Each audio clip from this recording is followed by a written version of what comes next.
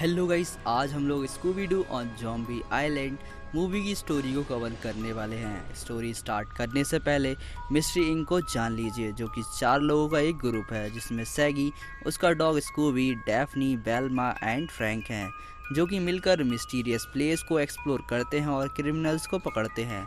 And अब बढ़ते हैं मूवी की स्टोरी की ओर।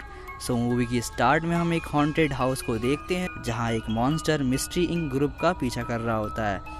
सभी उससे बचकर भाग रहे होते हैं, लेकिन आखिर तक वो किसी तरह उस मॉन्स्टर को हरा देते हैं और उन्हें पता चलता है कि वो मॉन्स्टर एक आदमी है, जो कि मॉन्स्टर की कॉस्ट्यूम पहनकर उनको डरा रहा था। वो एक रियल एस्टेट एजेंट होता है जो नकली पैसे छाप रहा होता है।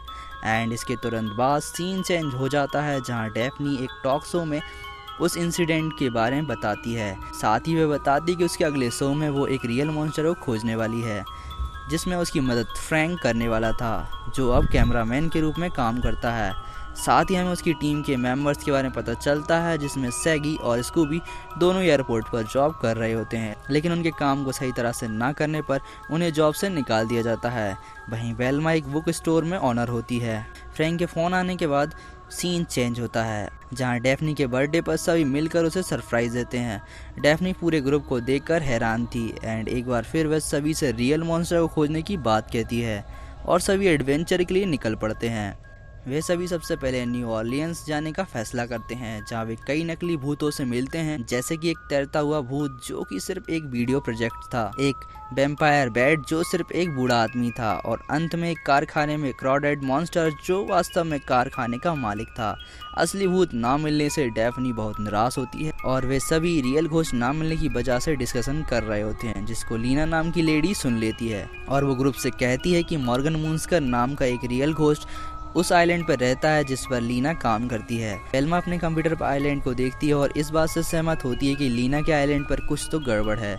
वे सभी लीना को फॉलो करते हुए उस आइलैंड के लिए निकल जाते हैं। आइलैंड तक पहुंचने के लिए उन्हें सबसे पहले एक शिप से जाना पड़ता है, जहां उनकी मुलाकात जैक से होती है एंड वो आइलैंड की ओर निकल पड़ते हैं। स्कूबी और सैगी बिग मोना नामक कैटफिश को पकड़ने की कोशिश करते हैं, जिसमें वो गलती से शिप से गिर जाते हैं, लेकिन उन्हें स्क्रूप्स नाम का मछुआरा और सुअर मोजो बचा लेता है। सैगी और स्कूबी फिर से शिप पर वापस आ जाते हैं एंड वे सभी मून्सकर आइलैंड पर पहुंच जाते हैं एंड जैक न्यू ऑरलियंस की ओर वापस चला जाता है। यहाँ पूरा ग्रुप एक पैलेस की ओर पहुंच जाता है, जहाँ उनकी मुलाकात सीमोन से होती है, जो कि पैलेस की मालकिन थी। एंड हम उसके आसपास कई सारी बिल्लियों को देखते हैं। वो भी बिल्लियों को पीछा करता है और काफ़ी नुकसान कर देता है, जिससे वहाँ का गार्डनर ब्यू और घर की मालकिन सिमोन नाराज हो जाती है।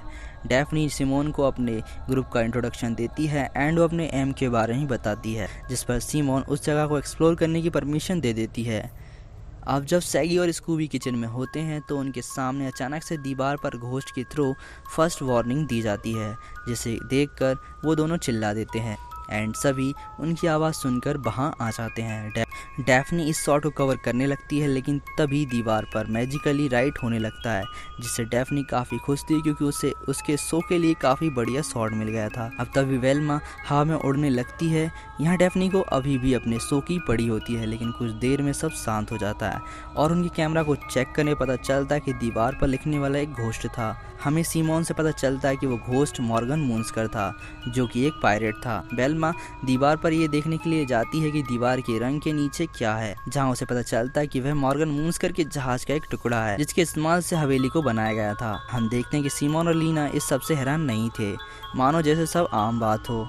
स्कूबी और सैगी बिल्लियों और शिकारी सुअर के साथ शरारत करते हैं, जिससे वे एक गड्ढे में गिर जाते हैं एंड उन्हें बाद में पता चलता है कि ये कब्र है। जैसे ही वे कब्र से बाहर निकलने की कोशिश करते हैं, सैगी दीवार का एक टुकड़ा खींच देता है, जिसमें से एक स्केलेटन निकलता है और अचानक से वहाँ एक एनर्जी आती है जो कि उस स्केलेटन को जिंदा कर देती है, जो कि ज़ॉम्बी की तरह दिख रहा होता है। ज़ॉम्बी स्कूबी और सैगी का पीछा करना शुरू कर देता है एंड वो उससे बचते हुए भागते हैं एंड वो दोनों गार्डनर से टकरा जाते हैं, लेकिन तभी वो ज़ॉम्बी गायब हो जाता है। ग्रुप को इस बारे में पता चलता है तो वो सभी कब्र की जांच करने के लिए वापस जाते हैं, लेकिन वहाँ उन्हें कुछ नहीं मिलता। अब अंधेरा होने लगता है, तब सिमोन ग्रुप को रात रुकने के लिए अपने घर पर रहने का प्रस्ताव देती है। वे सभी मान जाते हैं लीना सभी को उनके रूम तक छोड़ देती है। यहाँ सैगी आईने में देख रहा होता है कि तभी एक घोस्ट उसे दिखाई देता है जो उसे वार्निंग देता है और उस जगह से जाने को कहता है कि जैसा कि उसे फर्स्ट टाइम वार्निंग मिली थी।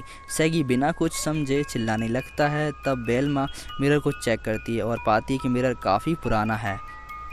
सब लोग रात के खाने के लिए निकल जाते हैं। रात के खाने में स्कूबी फिर से बिल्लियों को परेशान करता है, सो उन्हें बाहर जाना पड़ता है। यहाँ फ्रैंक, डेफनी और बेल्मा सीमोन से बात करते हैं कि क्या समुद्री डाकू उस आइलैंड के लोगों को परेशान करते हैं, मतलब वो खजाने की रक्षा तो नहीं करते। लेकिन सीमोन इस बारे में कुछ ज़्यादा नहीं बताती। यहाँ स्कूबी और सैगी कार में खाना खा रहे होते हैं कि तभी कई सारी कैट्स उन्हें घूरने लगती हैं। सो सैगी कार को वहाँ से निकाल लेता है एंड वो एक शांत जगह पर जाकर उस आइलैंड की तीखी मिर्ची खाने की कोशिश करते हैं, लेकिन वो मिर्ची इतनी तीखी होती है कि उन्हें पानी की ओर भागना पड़ता है।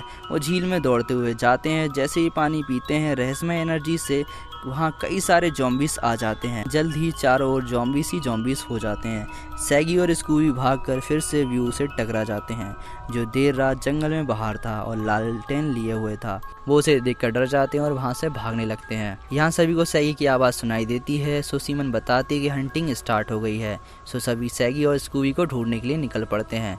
वे व्यू से मिलते हैं जो उन्हें सैगी के बारे में बताता है। वे सभी अलग अलग होकर स्कूबी और सैगी की तलाश करने लगते हैं। बेल्मा को लगता है कि ये सब की वजह व्यू हो सकता है। जैसे ही वे चारों ओर घूम रहे होते हैं तभी डेफनी के सामने एक जॉम्बी आ जाता है। डेफनी जॉम्बी को जमीन पर फेंक देती है। डेफनी के चेक करने पता चलता है कि उसने गलती से जॉम्बी के असली सिर को हटा दिया है और उसे समझ में आ जाता है कि यहाँ कोई प्रैंक नहीं चल रहा है। अब तभी कई सारे जॉम्बीज फ्रैंक और डेफनी को घेरने लगते हैं। फ्रैंक का कैमरा क्विक सैंड में गिर जाता है, तो वो जान बचाते हुए कैमरे को छोड़कर आगे निकल जाते हैं।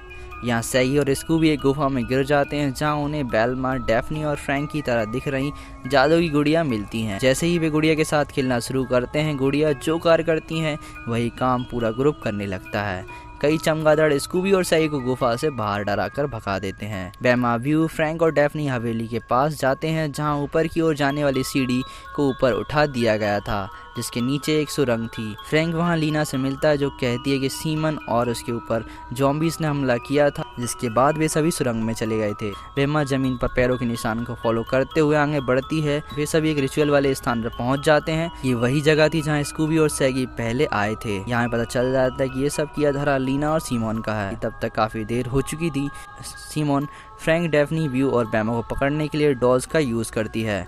जैसे ही वह डॉल्स को बांधती है, ग्रुप भी हिल नहीं पाता, जैसे मानो उन्हें रस्सी से बांधा हुआ हो। सीमोन और लीना भयानक बेयरकैट में बदल जाती हैं। इस बीच स्कूबी और सैगी जॉम्बी से बचते हुए भाग रहे होते हैं। तब उनकी मुलाकात जैक से होती है। वो उसे हेल्प मांगते हैं, लेकिन वो भी एक बेयरकैट में बदल जाता है और उनका पीछा करना शुरू कर देता है। बेल्मा सीमोन पर मॉर्गन मुंस्कर का खजाना चुराने का आरोप लगाती है। सीमोन मुंस्कर के नाम पर गुस्से में चिल्लाती है और उनको पूरी स्टोरी बताती है। वह बताती है कि कैसे वह और लीना अपनी फैमिली के साथ शांतिपूर्ण रहा करते थे, लेकिन मॉर्गन मुंस्कर और उसके समुद्री डाकुओं ने उन पर हमला कर दिया और उन्हें बाहर निकाल दिया और पूरे आइलैंड पर कब्जा कर लिया। सभी आइलैंड के लोगों को मगरमच्छों द्वारा मरवा दिया गया था। लीना और सीमोन एकमात्र थे जो जीवित बच गए थे। सो उन्होंने समुद्री डाकुओं को मारने और अमरता प्राप्त करने के लिए बिल्लियों के देवता की उपासना की, जिससे बिल्लियों के देवता ने उनकी इच्छा पूरी की और उन्हें बैरिकेड में बदल दिया और अमरता प्राप्त कर ली। लेकिन उन्हें श्राप दिया गया कि अगर उन्हें अमर रहना है तो फुल मून पर लोगों की बलि देनी होगी। जैक को भी अमर कर दिया गया था ताकि कोई उनकी शिप को चला सके। अब तभी स्कूबी और सैगी भागते उसी रिचुअल वाली जगह पर पहुंच जाते हैं और ग्रुप की डॉल्स गिरकर बेल्मा के पास पहुंच जाती है। सीमोन और लीना पूरी तरह से स्कैरी कैट्स में बदल जाती हैं। बेल्मा आजाद होकर सभी को आजाद कर देती है। अब तभी जैक और कई जॉम्बीज भी वहां आ जाते हैं। लीना और सीमोन सैगी और स्कूबी को पकड़ के मारने ही वाले होते हैं, लेकिन तभी बेल्मा और डेफनी सीमोन और लीना की डॉल बनाकर उन्हें कंट्रोल करने लगती हैं। लेकिन अब क्योंकि सीमोन और लीना ने समय रहते बलि नहीं दी थी, सो वे सभी स्केलेटन में बदलने लगती हैं और एक एक करके सभी मारे जाते हैं। अब एंड में उन्हें एक स्पिरिट थैंक यू कहकर चली जाती है।